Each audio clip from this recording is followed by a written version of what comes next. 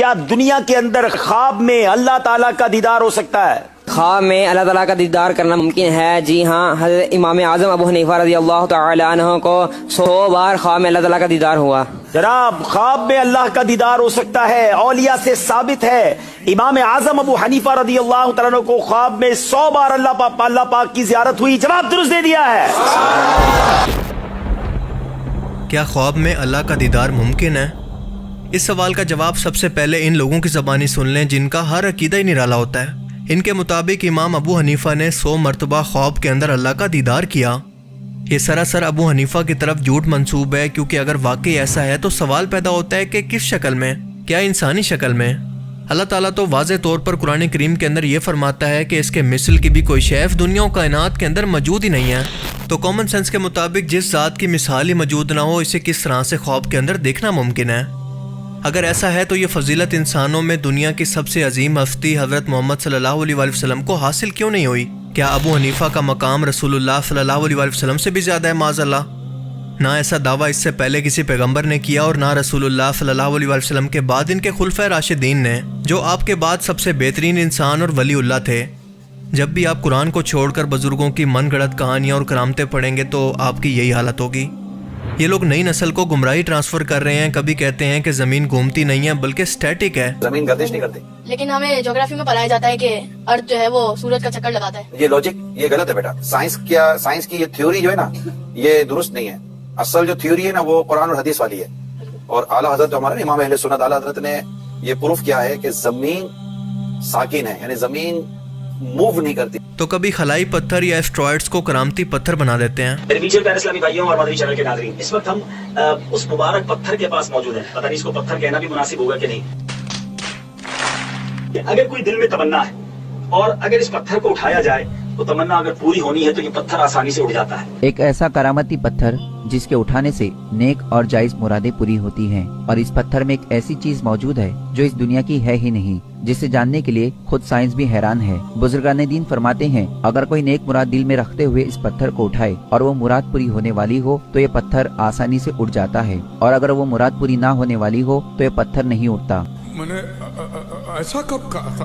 خیر، اس اہم ترین سوال کا جواب اب ہم قرآن و حدیث اور لاجیکلی تلاش کرنے کی کوشش کرتے ہیں۔ چاہے فزیکلی آنکھوں سے دیکھنا ہو یا پھر خواب کی حالت کے اندر اللہ تعالیٰ کی ذات کو کسی بھی صورت اس دنیا کو چھوڑنے سے پہلے دیکھنا ناممکن ہے۔ موت کے بعد میدان محشر کے اندر بھی صرف اسی صورت ممکن ہے جب وہ شخص جنت کے اندر داخل ہوگا۔ اللہ تعالیٰ قرآن کریم کے اندر فرماتا ہے کہ اس دن کئی چہرے روشن اور تر و تازہ ہوں گے اور اپنے رب کو اپنے سامنے دیکھ رہے ہوں گے۔ صحیح حدیث ہے جس کا مفہوم ہے کہ اللہ کے رسول نے فرمایا کہ جو شخص بھی اللہ تعالیٰ کو بنا دیکھے دنیا کے اندر ایمان لایا تو اللہ تعالیٰ اسے آخرت کے اندر جنت عطا کرے گا، اور اس سے بھی بڑھ کر۔ صحابہ کرام نے عرض کیا کہ اے اللہ کے رسول، اس سے بھی بڑھ کر سے کیا مراد ہے؟ رسول اللہ صلی اللہ علیہ وسلم نے فرمایا کہ اللہ کا دیدار۔ جب جنتی لوگ جنت کے اندر اور جہنمی لوگ اپنے حساب کتاب کے بعد جہنم میں جا چکے ہوں گے تو اللہ تعالیٰ جنتی لوگوں سے سوال کرے گا کہ دنیا کے اندر رہتے ہوئے تم لوگوں نے مجھے راضی کیا، تو آج میں رب ہو کر تم سے سوال کرتا ہوں کہ کیا تم لوگ آج مجھ سے راضی ہو؟ کیا تمہیں اس سے بڑھ کر بھی کچھ اور نہیں چاہیے؟ تمام جنتی کہیں گے کہ اے اللہ، آپ نے ہمیں جہنم کے عذاب سے بچا کر جنت کے اندر داخل کیا، بھلا اس سے بڑھ کر ہمارے لیے اور کیا انعام ہو سکتا ہے؟ تو اس کے بعد اللہ تعالیٰ اپنا حجاب ہٹا کر جنتی لوگوں کے سامنے آئے گا اور لوگ 14ویں کے چاند کی طرح ہر ایک جگہ سے ایک جیسا اللہ تعالیٰ کا دیدار کریں گے۔ یوں ہی اللہ کو دیکھتے دیکھتے ان جنتی لوگوں کو ہزاروں سال گزر جائیں گے، لیکن ان کو آنکھ جھپکنے کی ضرورت تک محسوس نہیں ہوگی۔ ان کا اپنے رب کو دیکھ دیکھ کر دل ہی نہیں بھرے گا۔ رسول اللہ صلی اللہ علیہ وسلم نے فرمایا کہ اے لوگو، تم اس دن اپنے رب کو ایسے دیکھو گے جیسے 14ویں کے چاند کو، بنا آنکھیں جھپکے۔ وہ 14ویں کا چاند جس کی روشنی آنکھوں کو تکلیف دینے کی بجائے سکون دیتی ہے۔ اور قرآن پاک اسی لمحے کو ذکر کرتے ہوئے کہتا ہے کہ اس دن جنتی لوگوں کے چہرے اپنے رب کو دیکھتے ہوئے روشن ہوں گے۔ تصور کریں کہ ساری زندگی جس رب سے ملنے کے لیے اور اسے دیکھنے کی خواہش کے اندر آپ نے عبادت کی، زندگی کا ایک ایک لمحہ گزارا، وہ ہستی اچانک سے آپ کے سامنے ہے۔ اس دن اللہ تعالیٰ اپنا نام رکھے گا ذوالجلال والاکرام، اور ذوالجلال کا مطلب ہے زبردست اور اکرام کا مطلب ہے نوبل یا پھر اعزاز، اس لیے کہ یہ اعزاز صرف کچھ گنے چنے لوگوں کو، صرف جنتی لوگوں کو حاصل ہوگا، جیسے دنیا کے اندر بھی کئی سالوں کی ریسرچ اور محنت کے بعد کسی ایک شخص کو نوبل انعام دیا جاتا ہے۔ اب آپ ذرا سوچ کر بتائیں کہ اگر دنیا کے اندر رہتے ہوئے کسی بھی شخص کو یا پھر پیغمبر کو بھی ظاہری آنکھوں سے یا پھر خواب کے اندر اللہ کا دیدار ہو جائے تو اسے قیامت کے دن اپنے رب کو دیکھنے کی وہ خواہش رہے گی جو دنیا میں رہتے ہوئے تھی؟ تو کیا اس کا مطلب یہ ہے کہ وہ لوگ قیامت کے دن جنت کے اندر بھی سب سے بڑی نعمت یعنی جنت سے بھی بڑی نعمت اللہ کے دیدار سے محروم رہیں گے؟ نہیں، ایسا بالکل نہیں ہے۔ اللہ تعالیٰ نے دنیا کے اندر رہتے ہوئے کچھ چیزوں کا پردہ ہمیشہ کے لیے انسانیت کے لیے رکھ دیا ہے، مثال کے طور پر جنات، فرشتے، جنت، دوزخ، روح اور اللہ کا دیدار۔ ان سب چیزوں کا دنیاوی زندگی سے پردہ رکھا گیا ہے جو کہ موت سے پہلے کبھی نہیں ہٹ سکتا۔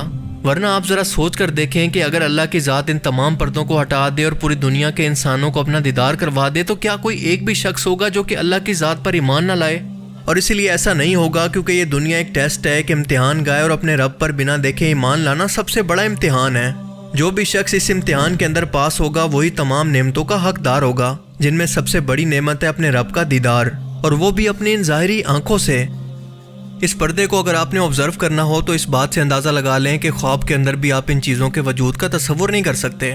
یہاں تک کہ موت کے بعد کیا ہوتا ہے یہ بھی آپ کے دماغ کے لیے تصور کرنا ناممکن ہے، کیونکہ اکثر آپ نے دیکھا ہوگا کہ جب بھی آپ خواب کے اندر خود کو مرتا دیکھتے ہیں تو فوراً سے آپ کی نیند کھل جاتی ہے۔ اس کی وجہ یہ ہے کہ اس سے آگے آپ کا دماغ پروسیس ہی نہیں کر پاتا کہ دراصل موت کے بعد ہوتا کیا ہے۔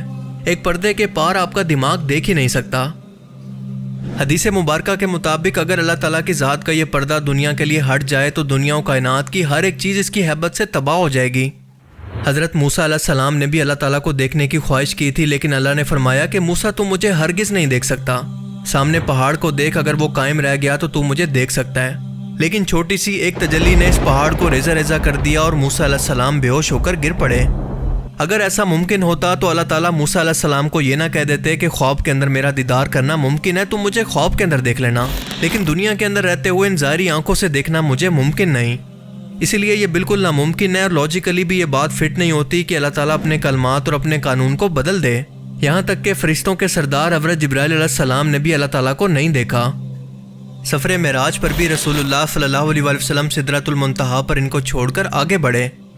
ایون کہ آپ صلی اللہ علیہ وسلم کے بقول آپ نے بھی ظاہری آنکھوں سے اللہ تعالیٰ کو نہیں دیکھا، بلکہ اللہ تعالیٰ نے اس وقت نور کا حجاب لے رکھا تھا۔ سائنٹسٹ کو اس کائنات کے اندر سب سے روشن چیز ایک بلیک ہول ملا ہے جسے کہتے ہیں کیوزار، اور یہ ہمارے سورج سے بھی 600 ٹریلین گنا زیادہ روشن ہے۔ آپ اندازہ کریں کہ انسان اس سورج کو بھی آنکھ بھر کے نہیں دیکھ سکتا، کیوزار کو دیکھنے کی جرت نہیں کر سکتا، لیکن اللہ تعالیٰ کی ذات کو ظاہری آنکھوں سے یا پھر خواب کے اندر دیکھنے کا دعویٰ کر رہا ہے۔ اس کی عقل کا اندازہ لگائیں۔ اس طرح کے عقائد زیادہ تر صوفیہ کے ہاں مشہور ہیں، یعنی تصوف کے اندر، جو کہ اسلام سمیت دنیا کے ہر ایک مذہب کے اندر مذہبی تعلیمات سے ہٹ کر ایک پیرالل کے اندر الگ فیلڈ ہے جس کا اسلام سے کوئی تعلق نہیں۔ خوابوں کی حدیث شریف کے اندر 3 قسمیں بیان ہوتی ہیں۔ پہلا رحمان کی طرف سے مبشرات یعنی کہ نیک خواب، اور یہ خواب نیک تب تک ثابت نہیں ہو سکتے جب تک کہ وہ خواب آپ کے سامنے پورا نہ ہو جائے۔ دوسرا شیطانی خواب، جو کہ شیطان انسانی شکل کے اندر آ کر انسانوں کو گمراہ کرنے کے لیے ان کے خواب کے اندر آتا ہے، کبھی ان کے مر چکے رشتہ داروں کی صورت میں تو کبھی بزرگوں کی شکل میں۔ سوائے رسول اللہ صلی اللہ علیہ وسلم کے وہ کسی بھی انسانی صورت کے اندر آ کر انسان کو گمراہ کر سکتا ہے کہ میں تیرا رب ہوں، یا کوئی الٹا مشورہ دے سکتا ہے کہ تمہیں یہ کرنا چاہیے۔ اور تیسرے خواب کی قسم ہے انسانی ذہن کی اپنی پیداوار، جو آپ کا دماغ خود کسی حادثے یا پھر چیز کی خواہش اور اسے سوچنے کی وجہ سے خواب کے اندر اسی چیز کو اور اسی شخص کو دیکھتا ہے جس کے بارے میں وہ سوچ رہا تھا۔ اور یہی وجہ ہے کہ اکثر لوگوں کو اپنے ریسنٹلی مرنے والے رشتہ دار ہی خواب کے اندر نظر آتے ہیں۔ لہٰذا اللہ کو خواب کے اندر دیکھنے کا دعویٰ کرنے والے یہ تمام لوگ یا تو جھوٹے ہیں، یا پھر انہوں نے شیطان کو خواب کے اندر دیکھا، یا پھر یہ ان کے اپنے ذہن کی پیداوار ہے جس کا حقیقت سے کوئی تعلق نہیں۔ اللہ تعالیٰ ہمیں سمجھنے کی اور نیک عمل کرنے کی توفیق عطا فرمائے، آمین۔ تو دوستوں یہ تھی آج کی ہماری ویڈیو، جس میں آپ نے دیکھا بہت ساری انفارمیشن اور بہت ساری زبردست ویڈیوز دیکھی ہیں آپ نے۔ تو اگر آپ کو ہماری ویڈیو اچھی لگی ہو تو آپ ہمارے چینل کو ہماری ویڈیو کو لائک کر دینا ہے اور ہمارے چینل کو سبسکرائب کر دینا ہے۔ اگر آپ ہمارے چینل پر نئے ہیں تو ہمارے چینل کو لازمی سبسکرائب کرنا ہے، تاکہ اور لوگوں میں بھی شیئر کریں ہماری ویڈیوز، تاکہ آپ کو ہماری ویڈیوز جو ہے ایک ہمارے چینل کو ریچ مل سکے۔ آپ کا فری میں ہوگا، یہ ہمارے لیے بہت زبردست ہوتا ہے، کیونکہ آپ کے ایک لائک اور آپ کا سبسکرائب کرنا ہمارے لیے بہت زبردست ہوتا ہے۔ تو دوستوں یہ تھی آج کی ہماری ویڈیو۔ اپنا اور اپنے پیاروں کا خاص خیال رکھیں۔ نیکسٹ ویڈیو تک دیجیے ہمیں اجازت۔ اللہ حافظ۔